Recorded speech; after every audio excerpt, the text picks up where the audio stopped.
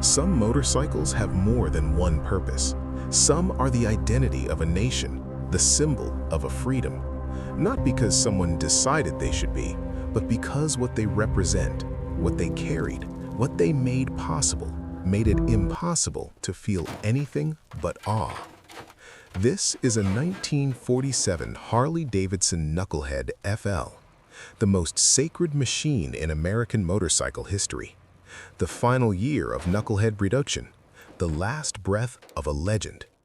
A machine that defined what America looked like from the seat of a motorcycle, and it stood here abandoned, hidden from every road it was built to travel, silenced by time, forgotten by the world, until today. At the edge of town, there's a junkyard that nobody visits anymore. Rusted gates, broken fences. Look at that patina. For years, forgotten machines slowly merging with the earth, disappearing one season at a time. The kind of place where time had stopped, where stories were left unfinished, where things were left behind by people who never came back. We walked slowly through the junkyard. Crushed cars, bent frames, engines that hadn't turned in decades. Everything here has a story that ended too soon. A story nobody finished. A story nobody came back for. And then, there, half buried in rust, hidden among scrap metal and overgrown weeds, pressed down under the weight of years, a silhouette that stopped us completely. We didn't move. We didn't speak. We just looked. Because some things you recognize before you can explain why. That distinctive rounded tank, those Art Deco lines, flowing and confident even under all that rust, and most importantly, those rocker covers, standing there like a fist, powerful, unmistakable, distinctive rocker covers. Knucklehead. There is only one engine in the world that looks like that. For someone who knows, this sight is not just a motorcycle. This is the soul of America. This was a 1947 Harley-Davidson Knucklehead FL, one of the last Knuckleheads ever produced. 1947, the final year. This engine would never be built again. Not one more, not ever. And one of them was lying right here, for decades, quietly, in a junkyard at the edge of town, waiting for someone who would understand it, someone who would see past the rust, past the silence, past all those forgotten years, and recognize what was still there. We understood. We took it, brushed the rust away with our hands. The frame was intact. The engine cases were solid.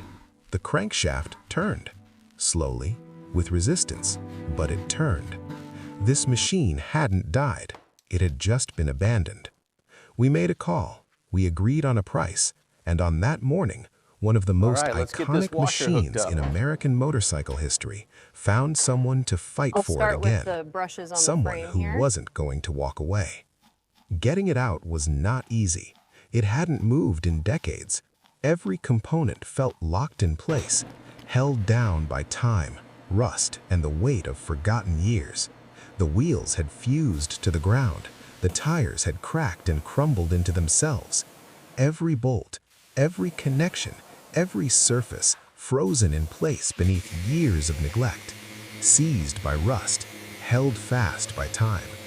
A machine like this does not forgive carelessness. It asks for something in return. Patience, attention, respect. We worked slowly, carefully, without rushing, taking our time with every section, every movement deliberate, every step considered, lifting each section by hand, making sure nothing cracked, nothing broke. We loaded it onto the flatbed, secured it with soft ties, wrapped the most fragile parts, because this was not just a motorcycle on a truck. This was 1947 on a truck. This was Milwaukee and Daytona and every open American highway, all sitting on the back of a flatbed, heading somewhere it could breathe again.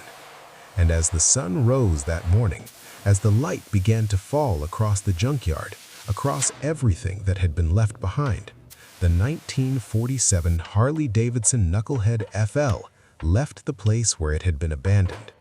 It was taking its first journey in a very long time. Not to an auction house, not to a showroom, not behind glass, to a workshop, to a pair of hands that understood exactly what it deserved, that understood exactly what it meant. But the real journey was only just beginning.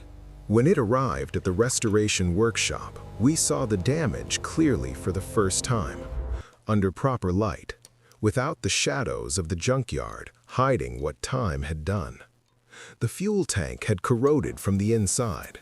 Layer after layer of old fuel turned to varnish, then to solid. The carburetor was completely blocked, sealed shut by decades of neglect. The electrical system had nearly vanished entirely. The wiring crumbled between our fingers like old glass, connections that had long since given way. The chrome surfaces, almost nothing remained, worn down to memory. But the engine block was intact, the frame was solid, the crankcases were whole, and when we turned the crankshaft, it moved. Slowly, with effort, but it moved. That was enough. That was everything. Because this machine was not built to give up. It was built by people who did not know how to give up. The 1947 Harley-Davidson Knucklehead FL was the boldest step in American motorcycle engineering, and you could feel that even standing in front of it in the workshop, even disassembled, even worn down by time. That presence was still there, undeniable. The story begins in 1936, Milwaukee, Wisconsin. The Harley-Davidson factory. Engineers who had spent years working with flathead engines introduced something new that day, something that nobody had seen before, something that changed everything. The first overhead valve V-twin, 61 cubic inches. Not cast iron, but aluminum alloy cylinder heads. Overhead valves, modern, powerful. And those rocker covers, extraordinary fist-shaped, powerful-looking rocker covers. They called them Knucklehead, the knuckle engine, a name that stuck, a name that meant something. When it was introduced in 1936, it produced 40 horsepower. A 1917 Harley produced only 16. This was not just an improvement. This was a revolution. The Knucklehead pulled Harley out of the depths of the Great Depression. It gave the company its future back. For those who wanted more power, the 74 cubic inch FL model arrived in 1941. 1,200 cc's, 48 horsepower. It could cruise at 60 miles per hour for hours on end, without tiring, without trembling, with confidence, with authority. When the Second World War began, the Harley factory switched to military production. Knucklehead production stopped. Harleys were fighting on the front lines, but those were flathead models. The Knucklehead didn't go to war.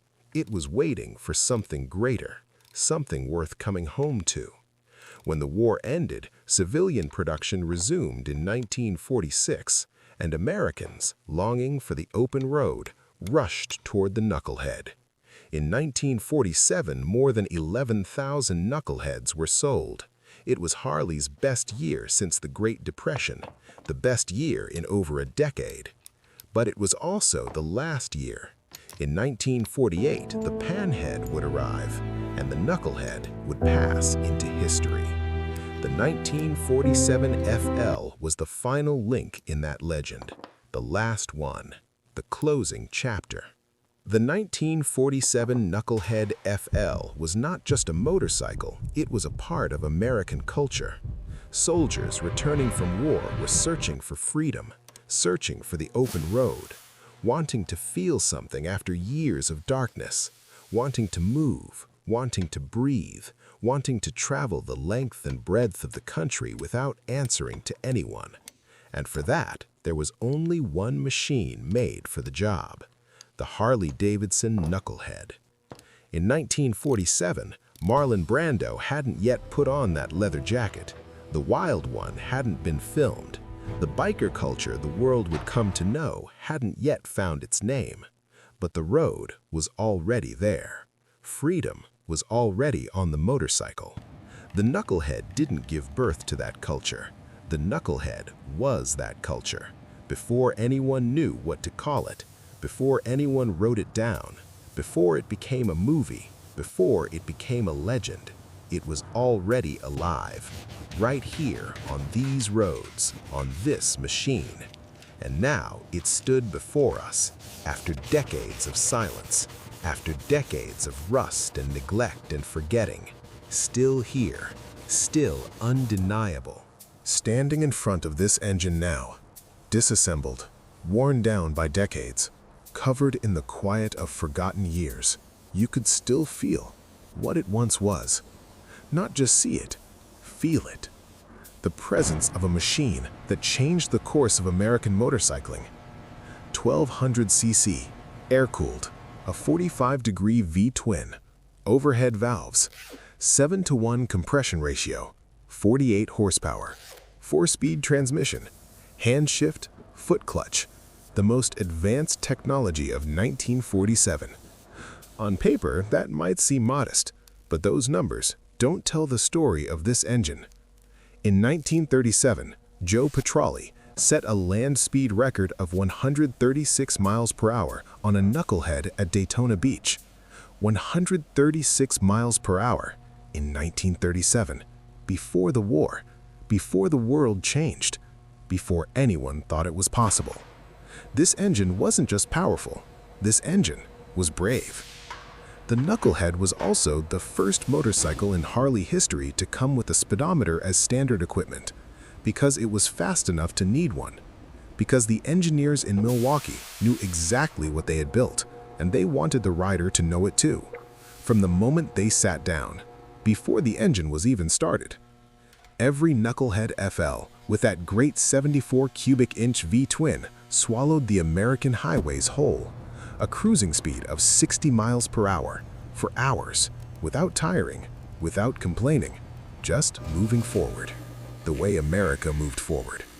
This was not just an engine, this was a way of life. The frame went to sandblasting first. Years of rust, paint, and grime stripped back layer by layer. Work that required patience, work that required care, work that could not be rushed, not on a machine like this. What emerged underneath was clean, bare metal, bright and honest and true. The frame was perfect, not a single crack, not a single bend, built with the same precision, the same care, the same uncompromising standard as the day it left the factory in 1947. The engine was fully disassembled, every single component carefully inspected, cleaned and measured, laid out on the bench, examined under light. Every surface checked, every internal dimension verified, every tolerance confirmed. New gaskets, new seals, new bearings, everything that time had worn away, replaced.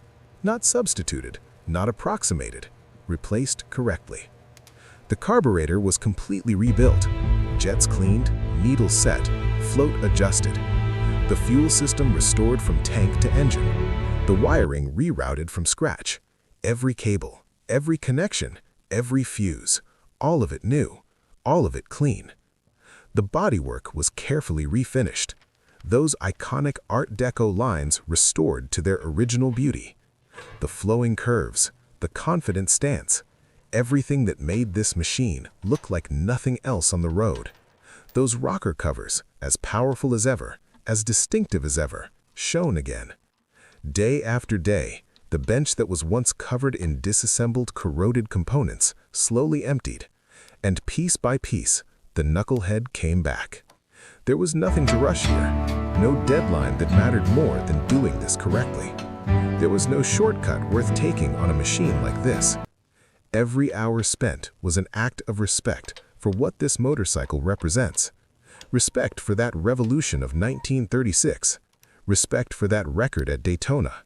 Respect for the generation returning from war and searching for freedom.